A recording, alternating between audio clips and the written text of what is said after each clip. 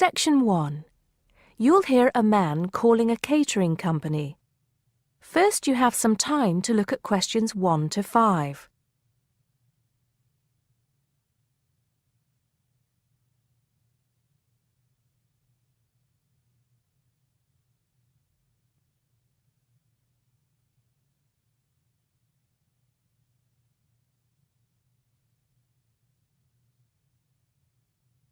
You'll see that there is an example which has been done for you. On this occasion only, the conversation relating to this will be played first. Hello, 5-star caterers. Can I help you? Oh, yes.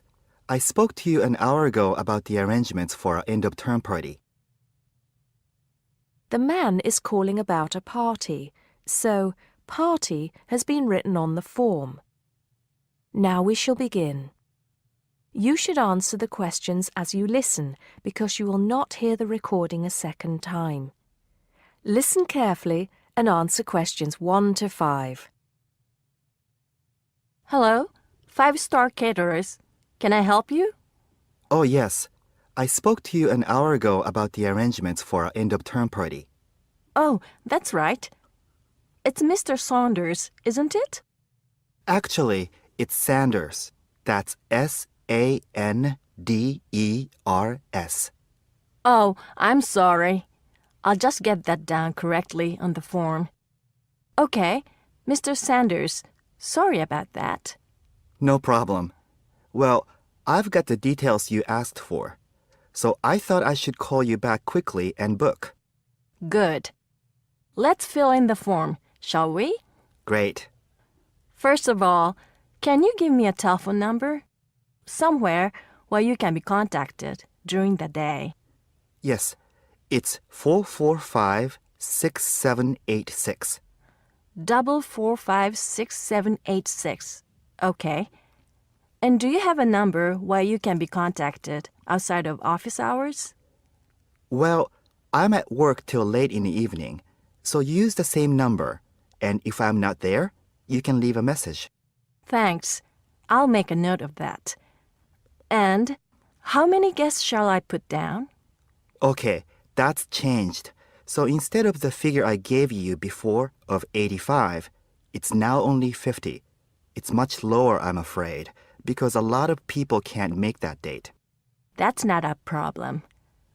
Can you remind me of the date we'd set? Yes, it's the 25th of June. Okay, that's fine. Before you hear the rest of the conversation, you have some time to look at questions 6 to 10.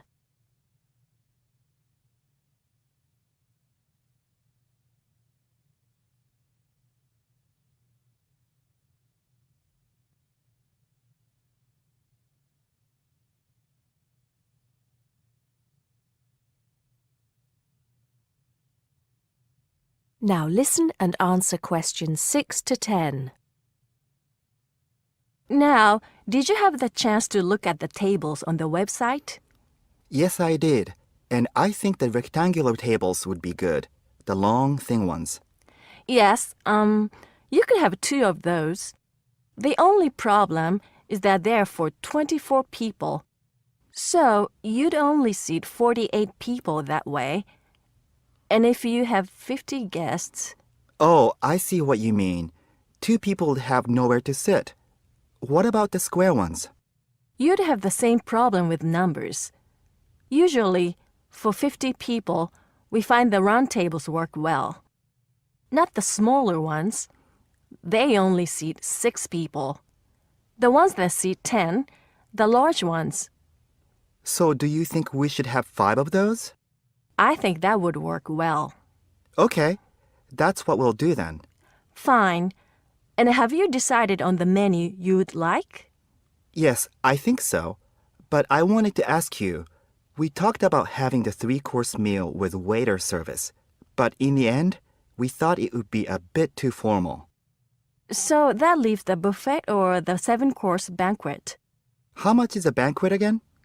£100 a head. That's too much and too formal. The buffet is fine. Okay, so I think I've got everything. we'd need a deposit of 50% of the total. Right. What's the total? Just a minute. Yes, it's £30 a head times 50. So that's £1,500. 50% of that would be $750 now, with the balance due another $750 on the day. Great. I'll call in tomorrow if that's okay. I can pay you the deposit then. We'll look forward to seeing you tomorrow then. Okay. Thanks a lot. Goodbye. Goodbye. That is the end of section 1. You now have half a minute to check your answers. Now turn to section 2. Section 2. You'll hear a guide talking to a group of tourists about Buckingham Palace. First, you have some time to look at questions 11 to 17.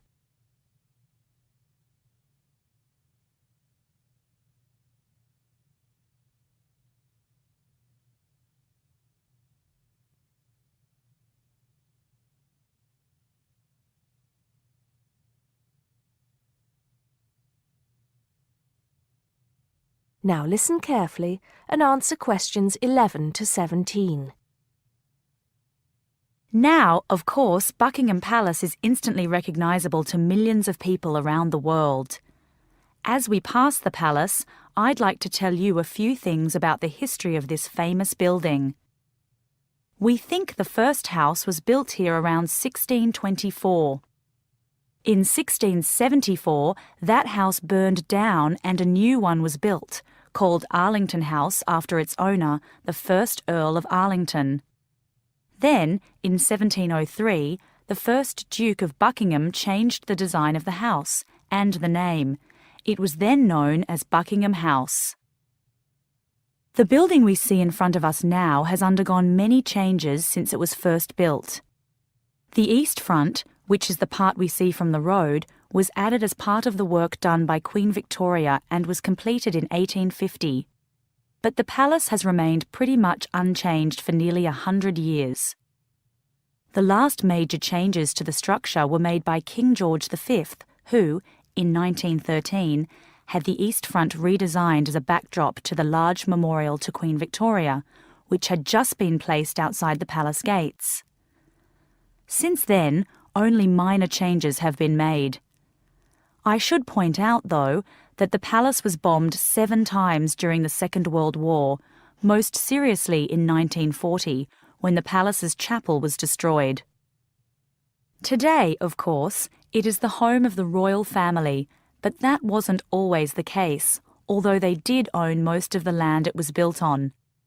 It was George IV who turned it into a palace, doubling its size when he became king in 1820. He had inherited it from his father, King George III, who, in 1761, had become the first royal owner of the building, though it was still not used as the home of the royal family, just as a private home for Queen Charlotte. It was known as the Queen's House at that time. King William IV finished the work after his brother, George IV, died. But King William never moved into the palace. In fact, in 1834, he offered it as a new home for Parliament after the Houses of Parliament were destroyed by fire. The offer was not accepted, though, and in 1837, when Victoria became Queen, the house became the main royal residence in London. However, Victoria and her husband, Prince Albert, found the house too small, so they carried out building work to further enlarge it. This included building the east front, which I've already mentioned as the part we are looking at now. Victoria was also responsible for moving the Marble Arch, built as a part of the palace itself in the 1820s, to where it stands today, separate from the palace on the corner of Hyde Park. For 20 years or so, the palace was often the setting for huge banquets, dances, and musical performances. This period lasted until Prince Albert died in 1861, after which Victoria spent very little time there, and the palace was hardly ever used. Before you hear the rest of the talk, you have some time to look at questions 18 to 20.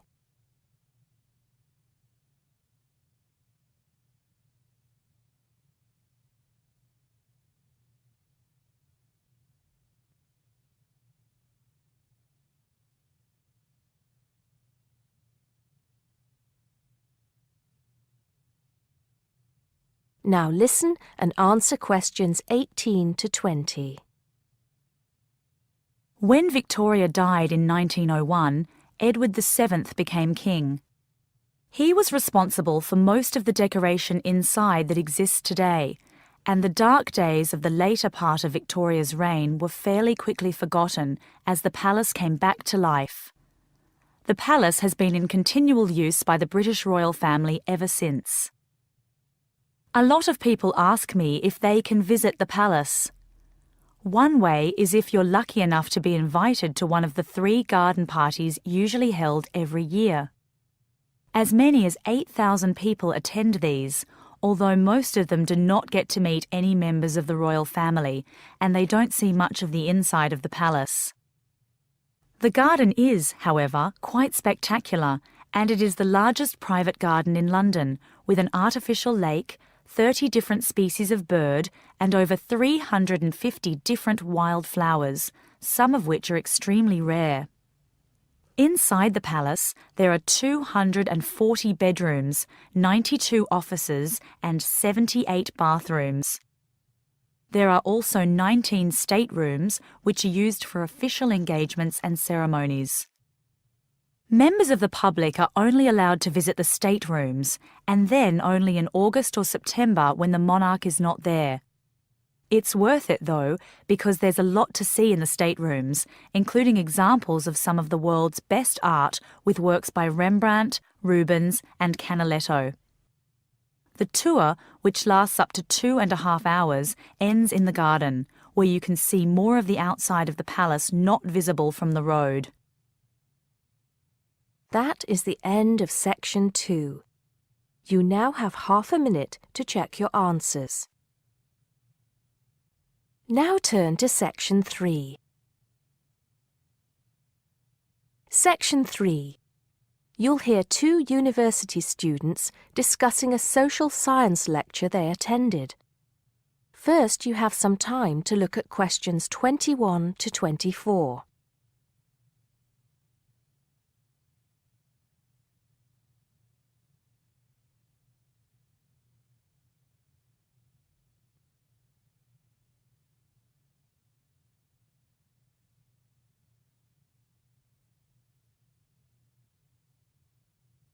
Now listen carefully and answer questions 21 to 24. Did you go to the first social science lecture yesterday? Yeah. Didn't you see me there? No. I was trying so hard to understand the lecturer. What didn't you understand? A lot of it, really. For example, he said we needed to study history as part of the course, but I didn't get why. You probably missed it. He said early on that we need to learn from our past mistakes. Right. But he also said we need to put ourselves in the place of our ancestors. Why is that? I think the point is that it's not enough to know how they lived and what they did.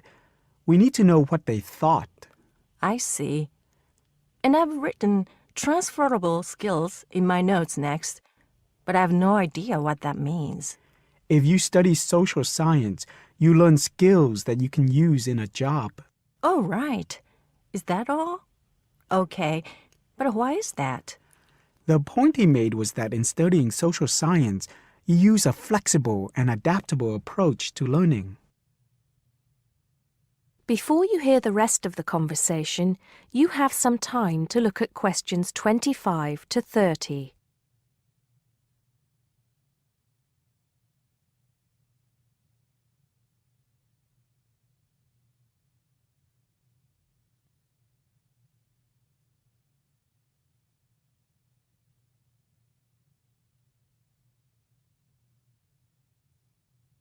Now listen and answer questions 25 to 30.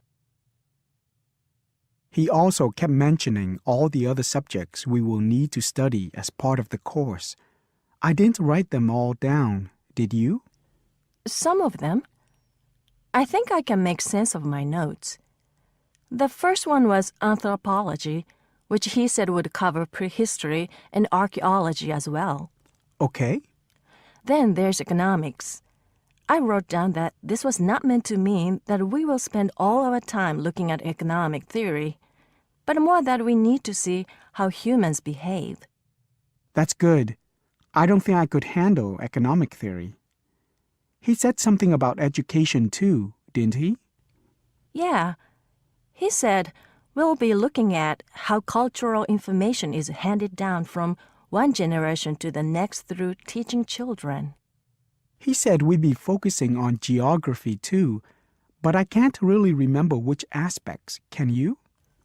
I noted it down, I think. Here we are, yes, particularly in relation to urban planning. It's law that I got confused about. I didn't understand why he linked that to economics. I think he meant that laws affect the way wealth is distributed. That makes sense. Now, what are the science wars? Okay, I did get that. The science wars are about how social science collects information. In sociology and social work, and in social science generally, they can only study patterns of behavior and observe. If you compare that to the way scientists work in physics or chemistry, it's very different because they use specific experiments that can be tested and which give concrete answers.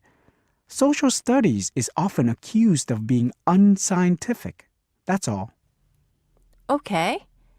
But it still looks like a good course, doesn't it? You don't have any regrets, do you? None at all. I'm looking forward to it. That is the end of section 3. You now have half a minute to check your answers. Now turn to section 4. Section 4. You'll hear a lecturer talking to students about America in the 1960s.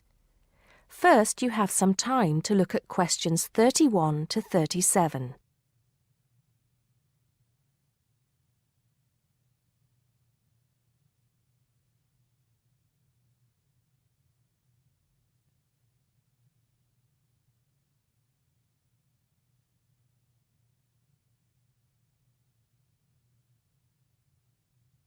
Now listen carefully and answer questions 31 to 37. We begin our examination of America in the 1960s with the usual caution. There is no sense in trying to understand any decade without looking at what came before. Those of you who still have outstanding coursework on the 1950s would do well to complete it now, if for no other reason than it will help make sense of the next series of lectures. But we must press on, and I'd like to begin my talk about the 60s with a reference to one of those things that came before, the post-war baby boom. With the end of the Second World War in 1945, there began in the USA an era of perceived prosperity and security. In short, people started to feel that the world was a much better and safer place to bring up children. So, at the start of the 60s, all those children born in the baby boom, 70 million in the US alone, were teenagers. As the 60s progressed, and as this large number of people approached adulthood, there was a noticeable shift in the balance of power, and young people began to have a voice in ways that were not considered possible in the more conservative atmosphere of the preceding decade. Things were moving forward at a rapid pace. The literature of the time brought out all the taboos. Everything was covered, such as race in, for example, the book To Kill a Mockingbird, The role of women changed, and equality for women, well, let's just say that once certain books were published, women were no longer going to be satisfied with their roles as devoted wives and mothers. Through literature alone, the whole fabric of society was challenged, and by the end of the 60s, things would never again be as they had pretty much been for the preceding 40 years. It was a decade of protest, civil rights protests, feminism, the rights of minorities, the Vietnam War. All these causes led to peaceful and not so peaceful protests on college campuses and elsewhere. People had been given freedom of speech and they were going to use it. The crime rate rose to 9 times what it was in the 50s, as respect for the old order faded away. But it was also a time of great development. In medicine, the 60s saw the first heart transplant. In technology and the space race, where we saw the first American in orbit and lasers being invented at the start of the decade, and the first man on the moon, and the first primitive internet at the end. Before you hear the rest of the talk, you have some time to look at questions 38 to 40.